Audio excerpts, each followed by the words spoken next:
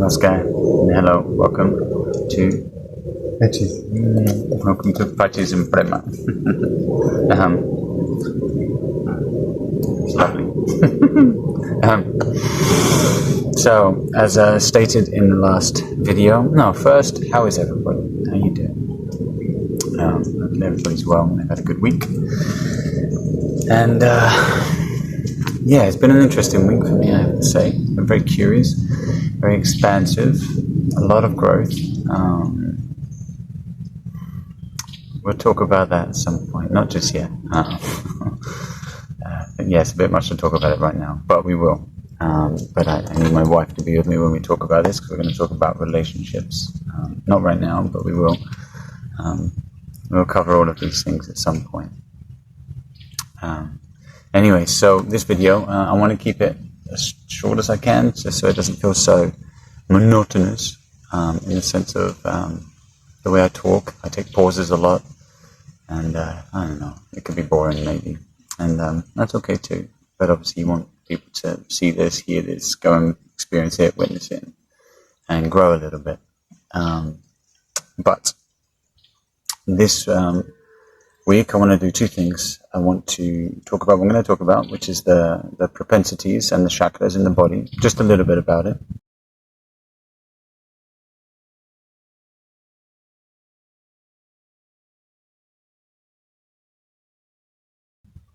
So it's like a basic understanding of how this system works within this yogic science. From my perspective, from how much I've understood of it, doesn't mean it's the truth, but it's as far as I've got within that truth for myself. And I want to share a bit of asana. So once we have the understanding of the emotional propensities in our bodies, then the asana, the type of asana that I'm going to be sharing, or the type of stretching that I'm going to be sharing in practice, it will make sense. And the reasons why, at least I do it to myself, and thousands of other people around the world do it to themselves too, to support their emotional, hormonal imbalances. It's fascinating, it's awesome, and it works. Slow magic, but it works. So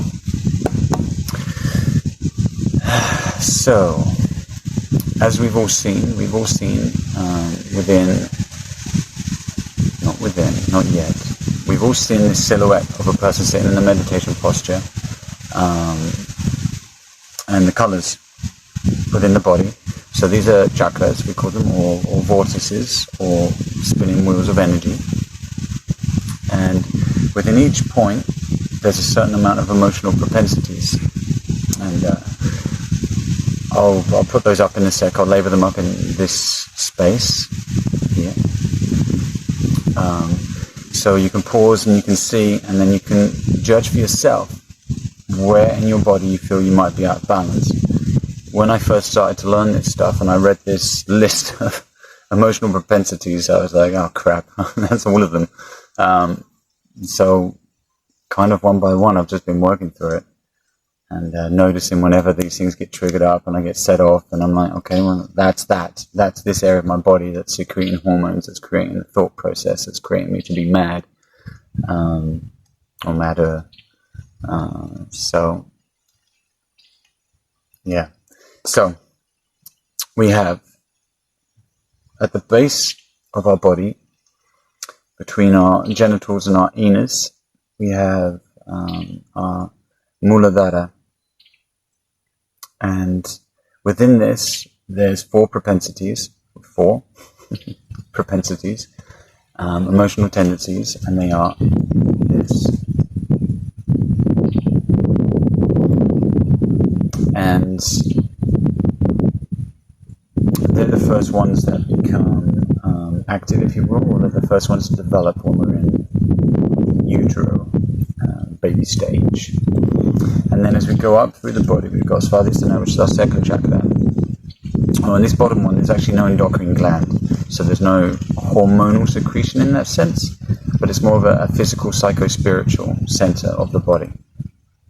And then we come up to our Svadhisthana, which is in our second chakra space, which is just behind our genitals.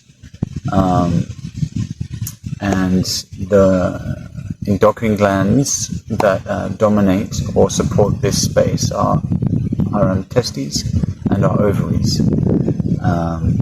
And for the Svadhisthana, the emotional tendencies are these, which is quite awesome, heavy stuff. And then we come up to our Manipura, which sits around the belly button area, around this region. So for those of us that have had digestive issues and whatnot, when you see this emotional tendencies, you can kind of get a sense, when you feel any of those, where do you feel it in your body? Here. So the endocrine glands that are connected to this center are our pancreas and our adrenals. Our adrenal glands are on top of our kidneys, and they support us with adrenaline, epinephrine, and all that wonderful stuff. Our pancreas, as we know, that's a stimulator and simulator for our sugar intakes, amongst many other wonderful things. And for our Manipura, our emotional tendencies are these.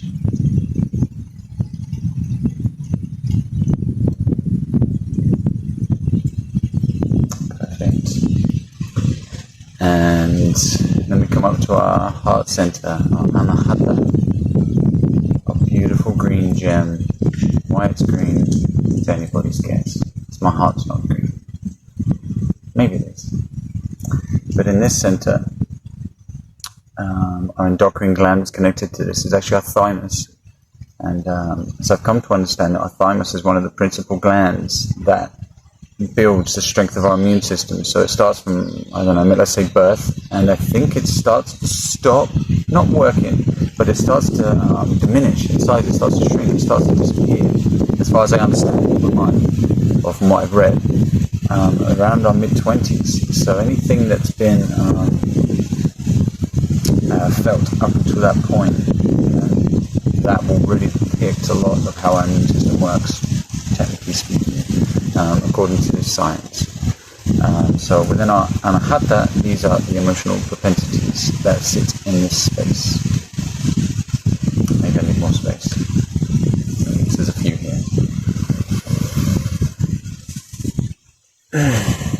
Okay. And now we come up to our Vishuddha, which sits behind our Adam's apple here. That was terrible. And that's our thyroid gland. It's a good gland. And our voice, our nurturing, our love, our expression, our sweetness. So, now Vishuddha, these are all the emotional propensities here.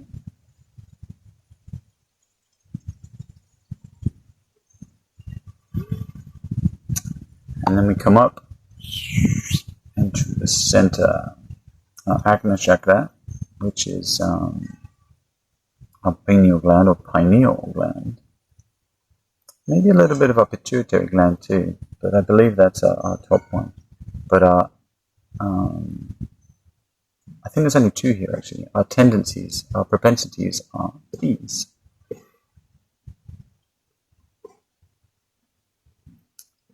And then we come up just a little bit up towards the ether stage. And here we have 1,000 propensities. So we have a lot of propensityness inside our bodies.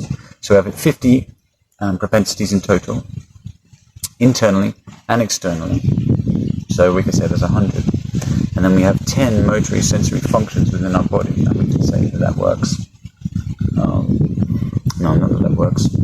So then we got that 100 times 10. So we've got 1,000 propensities, 1,000 expressions within our body of how this stuff can work.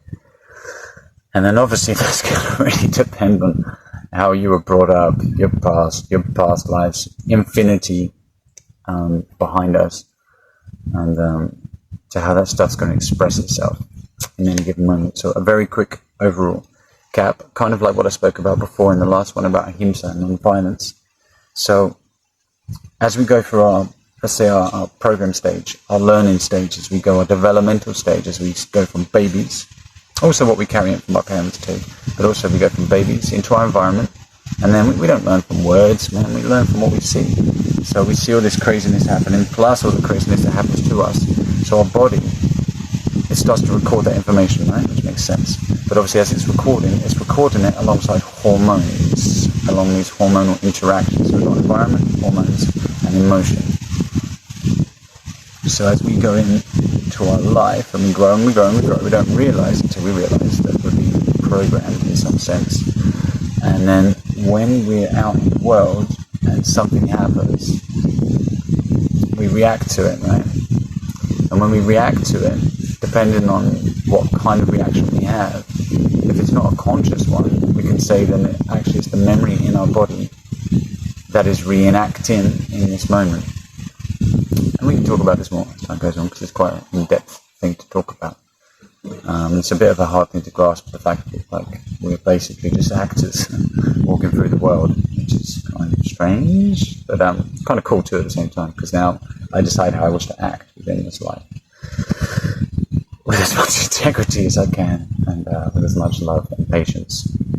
It's quite phenomenal, really. Phenomenal cosmic power! So I think that's enough for now. Keep it short. So I'm going to make an asana video. Practice it. It needs to be practiced. I'm going to talk about it very quickly, about the asanas. So it's best to be done first thing in the morning, as early as you can, before you eat food, the best thing. Preferably 1 hour minimum. Preferably 2 hours is even better. And actually, preferably 3 hours before any food has been ingested, so that your body is very empty. So we can do a lot of diaphragm movements, and we can massage our body, and we can start to stimulate the glands and the organs and massage our internal environment. So when our internal environment is strong, our external environment starts to become strong. But everything we experience internally. And until the internal's rearranged and is strong, we're going to be struggling a little bit. So we can be all good. And that's it. So try and leave space before eating. Once a day, preferably. If you can do it twice a day, better. It'll be about 40 minutes long, I reckon, thereabouts. It's very simple, but it can make you feel quite a lot. It's not a general asana stretching flow. It's a very specific type of asana practice. We'll do some asana flow at some point, because we like that stuff. People like that, and I like that too. But this stuff is really, really strong, potent medicine. And you're doing it to yourself. You don't need any external support per se. So yeah, have a beautiful day. Hey, little dog. There's a little dog. You want to see the little dog? Little dog. It's the neighbour's dog. Just pass me a stick. Let's throw him a stick. Let's see what he does. Oh no, there he goes. Okay. Well, I've got a funny feeling he's going to come back. He came back. Okay. Just one more. Here we go. I'm going to throw it behind us so you can see him. Okay, so namaskar. Have a beautiful afternoon, beautiful day, beautiful morning, beautiful life. Be kind to each other. If you need support, reach out. If you can't reach out with me, reach out with someone else. There's always people to get support from. You're amazing. I'm amazing. We're all amazing. Much love.